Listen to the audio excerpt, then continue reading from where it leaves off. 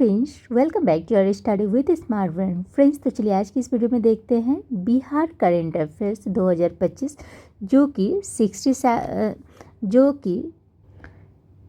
69 BPSC से लेकर 70 BPSC के पैटर्न पर आधारित ये करंट अफेयर्स है और ये परफेक्शन आईएएस की ये करंट अफेयर। चलिए फ्रेंड्स, तो हम लोग करते हैं आज की इस वीडियो में पूरी कंप्लीट कर लेंगे बिहार की करंट अफेयर्स। हाल ही में मखाना और अन्य खाद्य उत्पादों के बाजार को विस्तार देने के लिए 2 दिवसीय मखाना महोत्सव का आयोजन निम्नलिखित में से किस स्थान पर किया गया? ये किया गया आपको बेंगलुरु में। बेंगलुरु के बारे में देख लेते। बिहार सरकार ने दक्षिण भारत में बिहार की महत्वपूर्ण फसल मखाना और अन्य खाद्य उत्पादों के बाजार को बढ़ावा देने और विस्तार करने के लिए बेंगलुरु में 2 दिवसीय मखाना महोत्सव का आयोजन किया।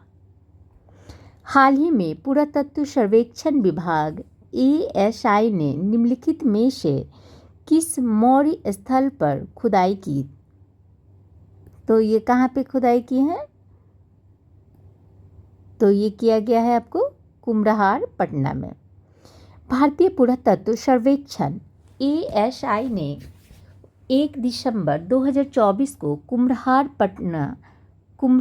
पटना में अशोक सभागार 80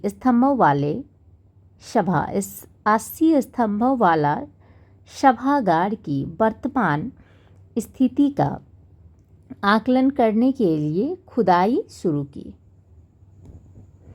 हाल ही में पटना के ज्ञान भवन में आयोजित बिहार बिजनेस कनेक्ट 2024 में निम्नलिखित में से किस क्षेत्र में सबसे अधिक निवेश आकर्षित किया? तो ये किया है आपको नवीकरणीय ऊर्जा क्षेत्र में। बिहार बिजनेस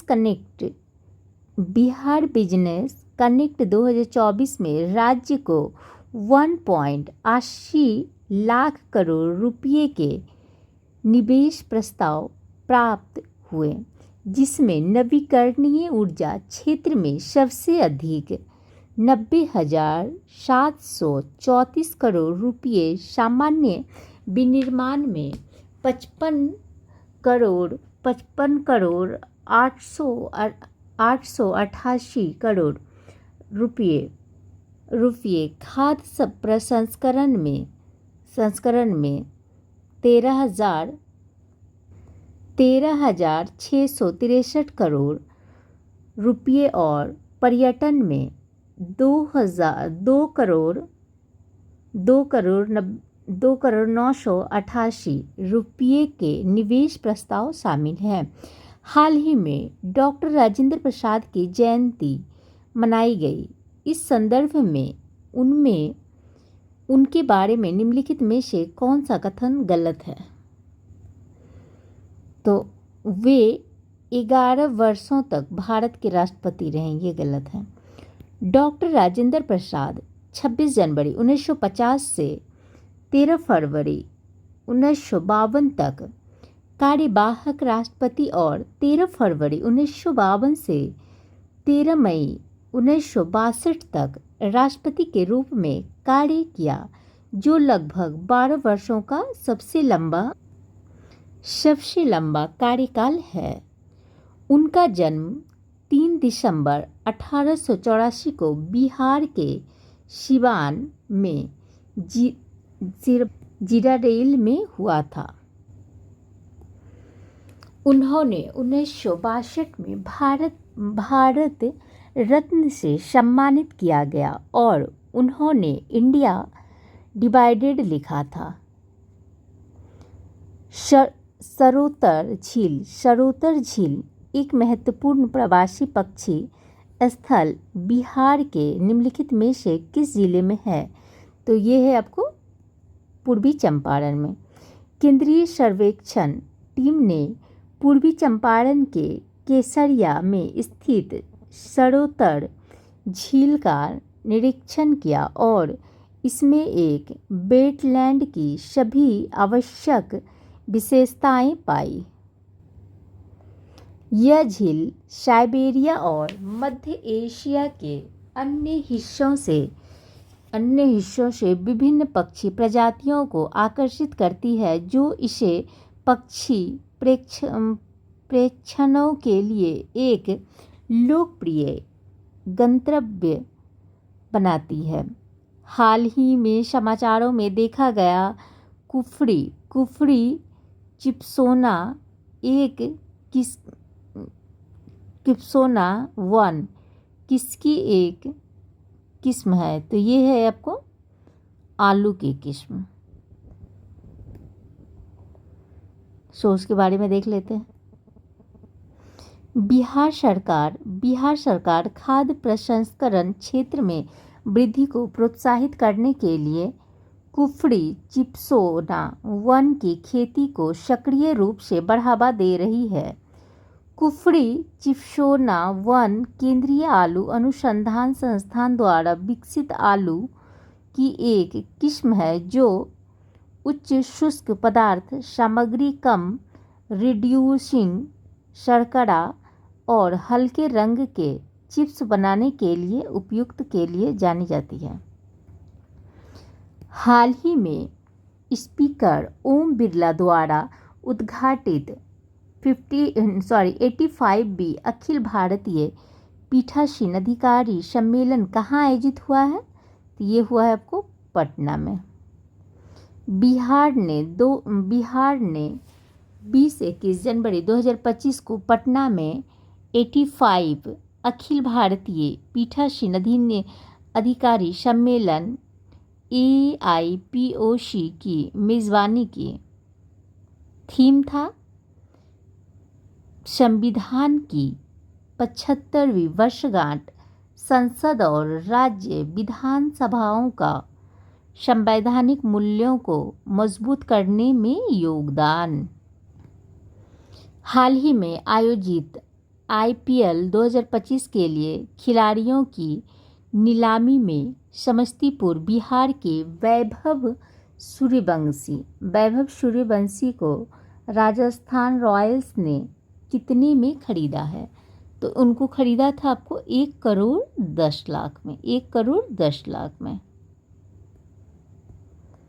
उनके बारे में देख लेते हैं। समस्तीपुर बिहार के वैभव सूर्यवंशी को राजस्थान रॉयल ने 1,10,00,000 रुपये की बोली के साथ खरीदा। उन्होंने 14 वर्ष और 23 दिन की उम्र में IPL डेब्यू किया और गुजरात टाइटंस के खिलाफ 35 गेंदों में शतक लगवाकर IPL इतिहास का दूसरा सबसे तेज शतक बनाया। नीति आयोग द्वारा आकांक्षी जिला कार्यक्रम की रैंकिंग में बिहार के निम्नलिखित में से कौन सा जिला देश में प्रथम स्थान पर रहा? तो ये रहा आपको बेगूसराय। ये बेगूसराय के बारे में जान लेते हैं। बेगूसराय बिहार के बेगूसराय जिले ने आकांक्षी जिला कार्यक्रम की रैंकिंग 57.6 आंकड़ों के साथ देश में प्रथम स्थान हासिल किया। आकांक्षी जिला कार्यक्रम जनवरी 2018 में शुरू किया गया एक सरकारी पहल है, जो भारत के 112 चिन्ह जिलों में सामाजिक आर्थिक विकास को तेज करने पर केंद्रित है। यह कार्यक्रम स्वास्थ्य और पोषण, शिक्षा, कृषि और जल संसाधन, वित्तीय समावेश और कौशल विकास और बुनियादी ढांचे जैसे 5 प्रमुख क्षेत्रों में प्रमुख प्रदर्शन संकेतकों पर ध्यान देता है। हाल ही में बिहार सरकार ने राज्य का पहला डायनासोर पार्क बनाने की योजना योजना को किस स्थान पर मंजूरी दी है? तो ये दी है आपको राजगीर नालंदा में। राजगीर नालंदा में। बिहार का पहला डायनासोर पार्क राजगीर में मेसोजोइक युग की जानकारी प्रस्तुत करने के लिए बनाया जाएगा। यह पार्क राजगीर में नेचर सफारी के पास 4.5 हेक्टेयर क्षेत्र में 20 करोड़ रुपये की लागत से बनाया जाएगा। निम्नलिखित में से किस राज्य में सौभाग्य योजना के तहत 100% विद्युतीकरण का लक्ष्य हासिल किया है? तो बिहार ने। हाल ही में भारत सरकार ने घोषणा की कि बिहार ने सौभाग्य योजना के तहत 100% विद्युतीकरण का लक्ष्य हासिल कर लिया। सौभाग्य योजना का उद्देश्य ग्रामीण क्षेत्रों में सभी गैर विद्युतीकृत घटनाओं और शहरी क्षेत्रों में सभी गरीब घरों को बिजली कनेक्शन प्रदान करके सार्वभौमिक घरेलू विद्युतीकरण प्राप्त करना है। बिहार का पहला ड्रोन विनिर्माण यूनिट AVPL इंटरनेशनल द्वारा बिहार के निम्नलिखित में से किस स्थान पर स्थापित किया गया है? तो ये किया गया है आपको बिहटा, पटना में। बिहार का पहला ड्रोन विनिर्माण यूनिट AVPL इंटरनेशनल द्वारा बिहटा औद्योगिक क्षेत्र में स्थापित किया गया है।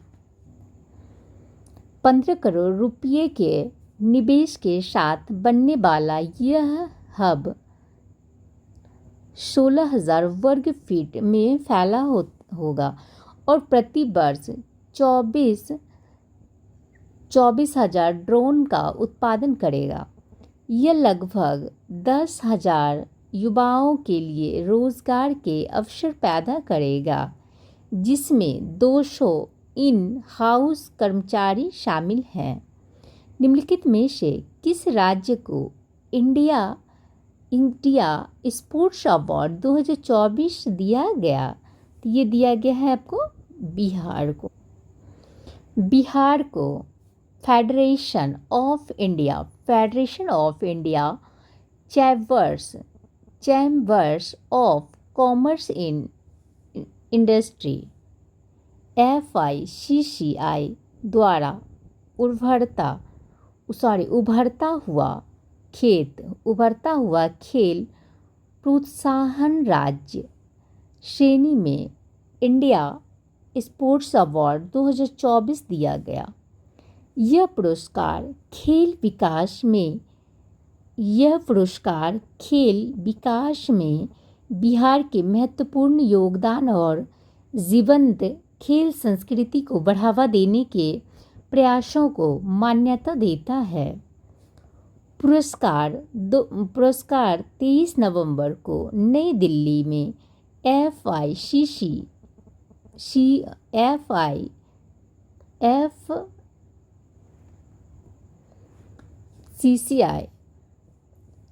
टर्फ 2024 14वें ग्लोबल स्पोर्ट्स समिट के हिस्से के रूप में एक समारोह में दिया गया। भारत के पहले राष्ट्रपति भारत रत्न डॉक्टर राजेंद्र प्रसाद की दिसंबर 2024 में कौन सी जयंती मनाई गई है? ये मनाई गई है आपको 140वां हो जाए। हाल ही में राजेंद्र प्रसाद की 140वां जयंती मनाई गई। उनका जन्म 3 दिसंबर 1884 को बिहार के सिवान में जे रेड्डी में हुआ। जीरादेई में हुआ था। उन्होंने 1950 से लेकर 1962 तक भारत के पहले राष्ट्रपति के रूप में कार्य किया और भारतीय स्वतंत्रता आंदोलन के दौरान भारतीय राष्ट्रीय कांग्रेस में बिहार से एक प्रमुख नेता थे। हाल ही में नियुक्त बिहार के राज्यपाल के संबंध में निम्नलिखित कथनों पर विचार करें। आरिफ मोहम्मद खान को बिहार का 41वां राज्यपाल नियुक्त किया गया। जस्टिस आशुतोष कुमार ने राजभवन में शपथ समारोह का संचालन किया। उपयुक्त में से कौन से कथन गलत हैं? तो ये होगा आपको दोनों ही गलत हैं। आरिफ मोहम्मद खान बिहार के 42वें राज्यपाल बने। उनकी शपथ पटना उच्च न्यायालय के मुख्य न्यायाधीश के विनोद चंद्र द्वारा राजभवन पटना में दिलाई गई। 24 दिसंबर को राष्ट्रपति द्रौपदी मुर्मू ने 5 राज्यों के लिए राज्यपाल नियुक्त किए। विजय कुमार सिंह मिजोरम, हरिबाबू कंभमपति उड़ीसा, अजय कुमार भल्ला मणिपुर और राजेंद्र विश्वनाथ आलेकर केरल के थे। बिहार के पूर्व राज्यपाल राजेंद्र विश्वनाथ आलेकर को किस राज्य का राज्यपाल नियुक्त किया गया है? तो ये किया गया है आपको उनको केरल का। राजेंद्र विश्वनाथ आलेकर को केरल का राज्यपाल नियुक्त किया गया है, जहां उन्होंने आरिफ मोहम्मद खां का स्थान लिया।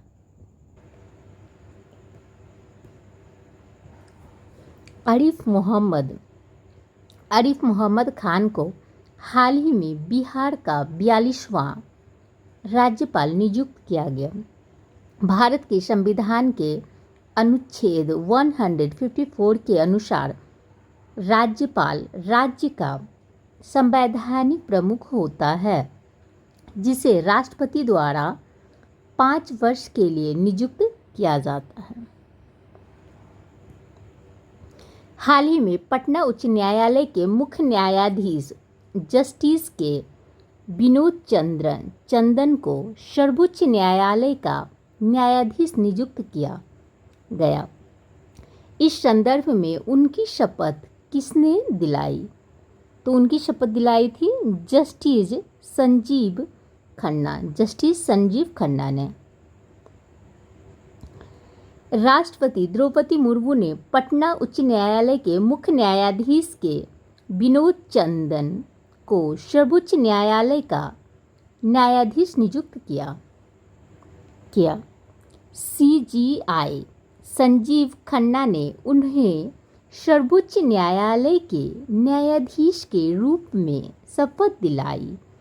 पटना उच्च न्यायालय की स्थापना 3 फरवरी 1916 को ब्रिटिश औपनिवेशिक सरकार द्वारा की गई थी और बाद में इसे भारत सरकार अधिनियम 1915 के तहत संबद्ध किया। हाल ही में घोषित पद्म पुरस्कार 2025 के संबंध में गलत कथन की पहचान करें। बिहार से 7 लोगों को प्राप्त हुआ। किशोर कुमार को पद्म भूषण प्राप्त हुआ। हेमंत कुमार को चिकित्सा के क्षेत्र में उनके कार्य के लिए पद्म श्री प्राप्त हुआ। शारदा सिन्हा को पद्म विभूषण प्राप्त हुआ। तो ये हो जाएगा आपको बी। गलत पूछा जा रहा है ना, इसमें गलत कथन का पहचान करें। चलिए इसका देख लेते हैं। सभी कथन सही है सिवाय कथन बी के। किशोर कुणाल को उनके सामाजिक कार्य के लिए पद्मश्री प्राप्त हुआ, 9 की पद्म भूषण। वे मुजफ्फरपुर बिहार से हैं। भारत के राष्ट्रपति ने 76वें गणतंत्र दिवस 2025 की पूर्व संध्या पर 139 विशिष्ट व्यक्तियों को पद्म भूषण, पद्म भूषण, पद्म विभूषण, पद्म भूषण और पद्मश्री पुरस्कार प्रदान किए। 1954 में स्थापित पद्म पुरस्कार भारत के सर्वोच्च नागरिक सम्मानों में से है। बिहार का पहला घड़ियाल अभयारण्य गंडक नदी में निम्नलिखित में से किस जिले में बनाया जाएगा? तो ये बनाया जाएगा आपको गोपालगंज में। गोपालगंज बिहार का पहला घड़ियाल अभयारण्य गोपालगंज बिहार में गंडक नदी में बनाया जाएगा। यह अभयारण्य नदी में लुप्तप्राय घड़ियाल आबादी के संरक्षण का लक्ष्य रखता है। गंडक नदी पहले से ही घड़ियालों के लिए एक सफल प्रजनन स्थल के रूप में जानी जाती है। इसमें अनुमानित 1200 से लेकर 1500 की आबादी है। सुमित्रा शाह प्रसाद बिहार की पहली व्यक्ति बनी जिन्होंने नागरिकता संशोधन अधिनियम CAA 2019 के तहत नागरिकता मिली।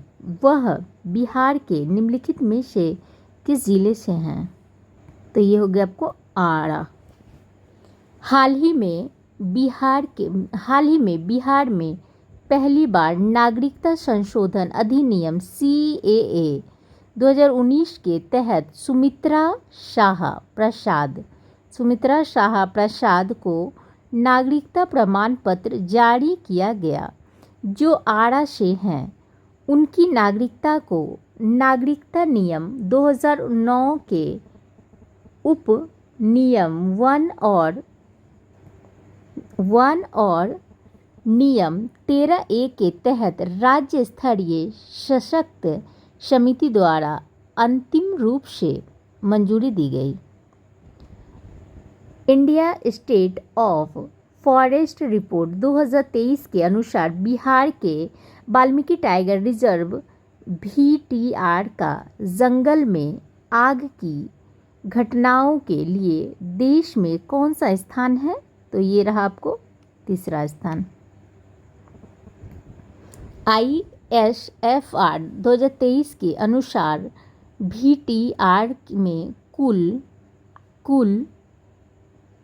1470 आग की घटनाएं दर्ज की गई, जिसने इसे तीसरे स्थान पर रखा। यह नागार्जुन सागर, श्रीशैलम आंध्र प्रदेश और इंद्रावती टाइगर रिजर्व छत्तीसगढ़ के बाद है। पर्यावरण वन और जलवायु परिवर्तन मंत्रालय ने हाल ही में 18वां India state of forest report 2023 जारी किया।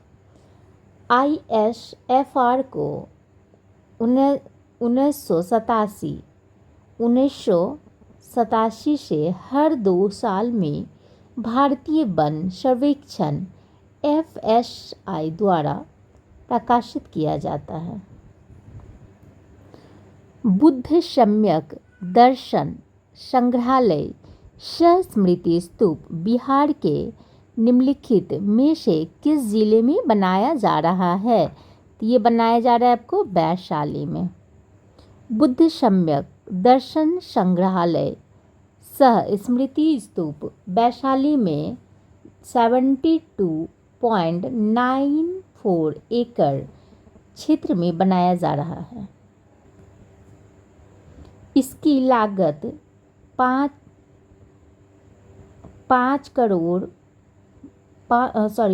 550.48 करोड़ रुपये हैं। हाल ही में बिहार के मुख्यमंत्री नीतीश कुमार ने वैशाली में बुद्ध सम्यक दर्शन संग्रहालय सह स्मृति स्तूप का निर्माण किया। बिहार सरकार ने किस वर्ष तक विकसित राज्य बनने का लक्ष्य निर्धारित किया है? तो ये क्या है आपको 2047 तक। बिहार सरकार ने 2047 तक बिहार को विकसित राज्य बनने का लक्ष्य रखा है, अर्थात विकसित बिहार 2047।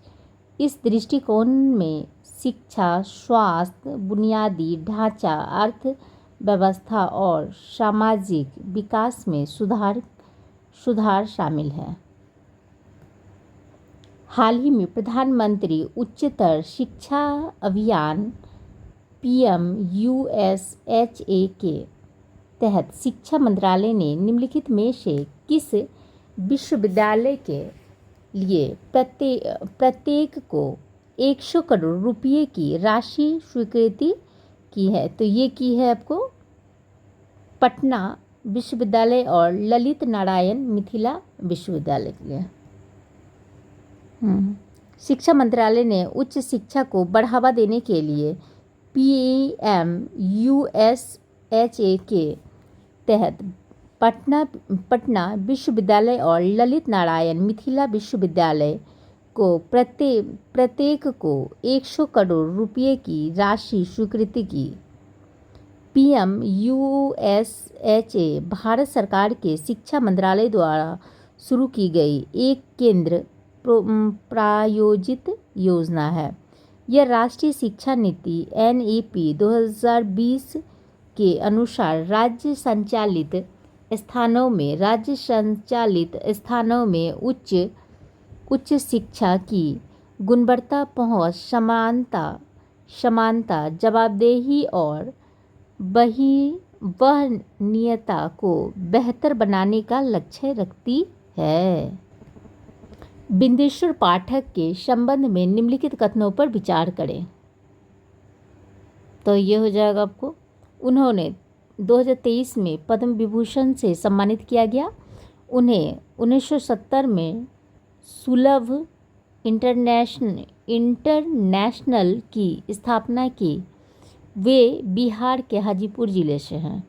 सही आंसर हो जाएगा बी, केवल 2 और 3।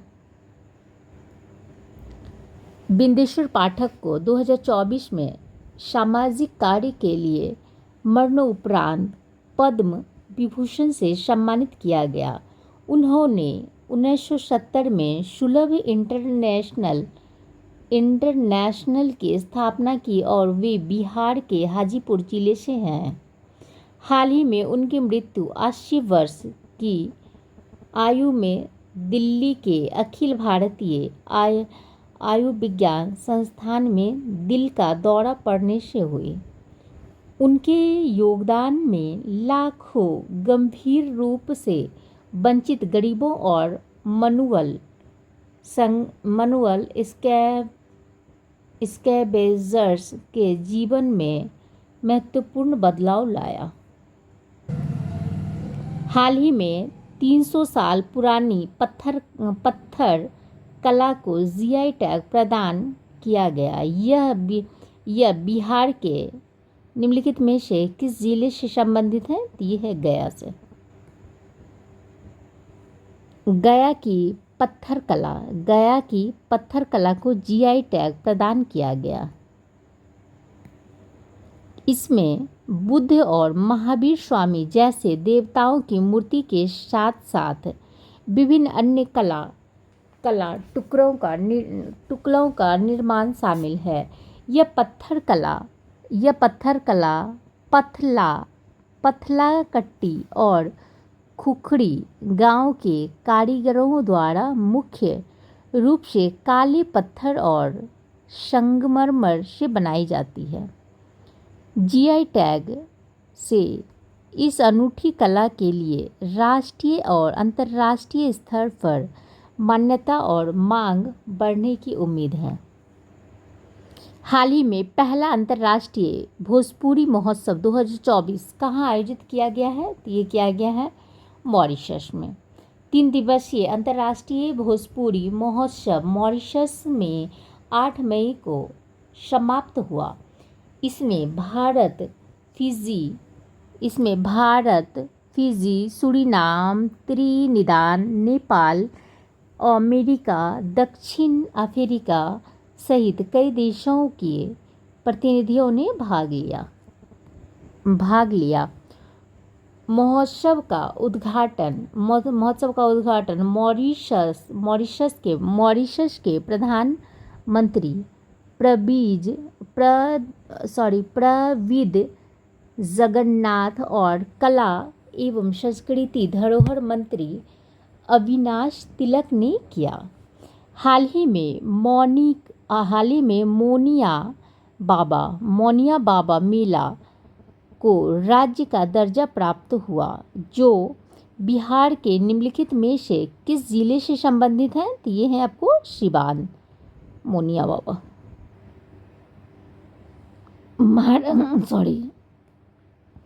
महाराजगंज सिवान का मोनिया बाबा मेला 101 वर्षों के बाद राज्य का दर्जा प्राप्त हुआ। यह मेला हिंदी माह भादो की अमावस्या के दिन आयोजित होता है। यह मेला 1 महीना तक चलता है। हाल ही में बिहार सरकार ने ऐतिहासिक पुष्करणी तालाब के विकास के लिए 29.04 करोड़ रुपए की घोषणा की, जो कहाँ स्थित है? जो कि वैशाली में है। बिहार सरकार ने वैशाली जिले में ऐतिहासिक पुष्करणी तालाब के विकास के लिए एक प्रमुख योजना की घोषणा की। इसका उद्देश्य पर्यटन को बढ़ावा देना है। बिहार का पहला प्लास्टिक वेस्ट मैनेजमेंट इंस्टीट्यूट 19 जनवरी 2025 को निम्नलिखित में से किस स्थान पर खोला गया है? तो ये भागलपुर में खोला गया है। भागलपुर में हाल ही में केंद्रीय रसायन और उर्वरक तथा स्वास्थ्य और परिवार कल्याण मंत्री जेपी नड्डा ने भागलपुर के अलीगंज में बिहार का पहला प्लास्टिक वेस्ट मैनेजमेंट इंस्टीट्यूट खोला। यह केंद्र प्लास्टिक रिसाइकिल उद्योग के लिए कुशल जनशक्ति विकसित करने अपशिष्ट प्रबंधन के बारे में जागरूकता पैदा करने और उद्यमिता को बढ़ावा देने का लक्ष्य रखता है। हाल ही में पटना जंक्शन पर यात्रियों की सहायता के लिए स्थापित रोबोट का नाम क्या है? तो ये है आपको परी रोबोट। देश में पहली बार पटना जंक्शन पर यात्रियों की सहायता के लिए एक रोबोट स्थापित किया जाएगा। दानापुर रेलवे डिवीज़न प्रशासन द्वारा इसकी तैयारियां लगभग पूरी हो चुकी है। यह रोबोट, जिसे परी पैसेंजर असिस्टेंट रेलवे इंक्वायरी नाम दिया गया है, जल्द ही पटना जंक्शन के प्लेटफॉर्म नंबर 1 पर ट्रायल आधार पर स्थापित होगा। ऐतिहासिक रीगा शुगर मिल, जो भारत की सबसे पुरानी चीनी फैक्ट्रियों में से एक है और जिसे फिर से शुरू करने का निर्णय लिया गया है, बिहार के किस जिले में स्थित है? ये बिहार के किस जिले में है? तो ये हो गया आपको बिहार के सीतामढ़ी में।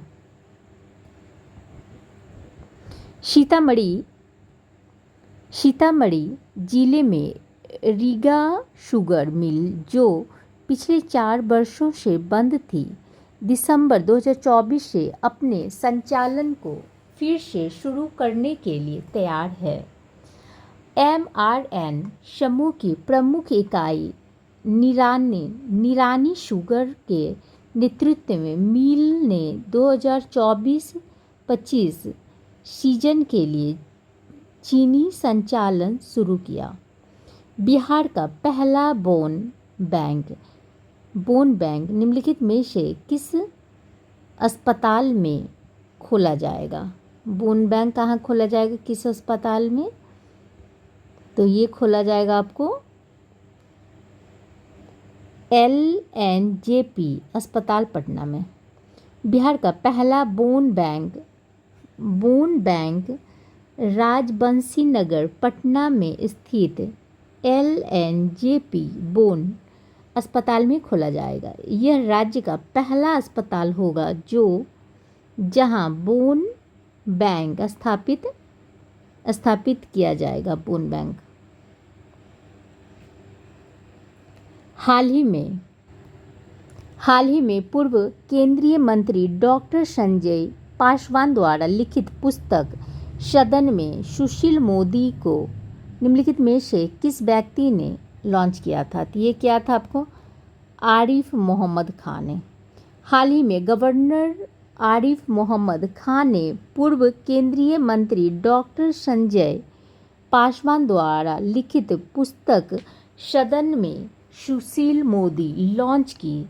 सुशील कुमार मोदी भारतीय जनता पार्टी BJP के एक भारतीय राजनेता थे जिन्होंने बिहार के उप मुख्यमंत्री के रूप में कार्य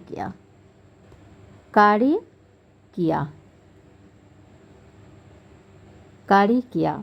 उनका जन्म 5 जनवरी 1952 को हुआ था और 13 मई 2024 को उनका निधन हो गया। निम्नलिखित में से कौन सा बिहार में डिज़ाइन किया गया पहला AI आधारित सुपर कंप्यूटर है? परम शिवा, परम बुद्ध, परम ब्रह्मा, परम विष्णु। तो ये हो जाएगा आपको परम बुद्ध। हाल ही में CDAC Patna centre of development of advanced computing ने एक शक्तिशाली सुपर कंप्यूटर परम बुद्ध विकसित किया। ये बिहार में डिज़ाइन किया गया पहला AI आधारित सुपर कंप्यूटर है। हाल ही में बिहार सरकार ने देश रत्न डॉक्टर राजेंद्र प्रसाद की जयंती को किस दिवस के रूप में मनाया था? तो ये मनाया था मेधा दिवस के रूप। देश रत्न डॉक्टर राजेंद्र प्रसाद की जयंती को 3 दिसंबर 1884 को बिहार सरकार ने मेधा दिवस के रूप में मनाया। उनका जन्म 3 दिसंबर 1884 को बिहार के सिवान में जीरादेई में हुआ था। उन्होंने 1950 से लेकर 1962 तक भारत के पहले राष्ट्रपति के रूप में कार्य किया था। हाल ही में बिहार राज्य स्तरीय युवा महोत्सव 2024 का आयोजन निम्नलिखित में से किस स्थान पर किया गया? तो ये किया गया आपको गांधी मैदान और लखीसराय में। बिहार राज्य स्तरीय युवा महोत्सव 2024 का आयोजन 30 नवंबर से 2 दिसंबर तक गांधी मैदान लखीसराय में किया। इसे कला संस्कृति और युवा विभाग ने लखीसराय जिला प्रशासन के सहयोग से आयोजित किया। महोत्सव का उद्देश्य बिहार में युवाओं को अपनी प्रतिभा दिखाने और मान्यता प्राप्त करने के लिए एक मंच प्रदान करना है। मगही महोत्सव हाल ही में कहाँ आयोजित किया गया है? ये किया गया है आपको पटना में। मगही महोत्सव 5 अप्रैल को पटना में बापू टावर पर आयोजित किया गया, जिसका उद्घाटन केंद्रीय मंत्री जीतन राम मांझी ने किया। इस आयोजन में भाषा, साहित्य और कला के क्षेत्र में प्रमुख हस्तियां शामिल हुई। इसका उद्देश्य मगध क्षेत्र की समृद्ध सांस्कृतिक विरासत को बढ़ावा देना और उनका उत्सव मनाना था। झंडू कुमार ने हाल ही में दिल्ली में आयोजित खेलो इंडिया पैरा गेम्स 2025 में स्वर्ण पदक जीता। वह बिहार के किस जिले से है? तो ये है आपको नालंदा से। झंडू कुमार ने खेलो इंडिया पैरा गेम्स 2025 में पावर लिफ्टिंग में स्वर्ण पदक जीता। उन्हें पुरुषों की 72 किलो श्रेणी में 206 किलो वजन उठाकर राष्ट्रीय रिकॉर्ड तोड़ा। 28 वर्षीय झंडू कुमार जन्म से पोलियो से प्रभावित पैरों के साथ खेलों में 2017 से सक्रिय हैं। Thank you friends. Next question हम नेक्स्ट वीडियो में करेंगे 41 से। Thank you.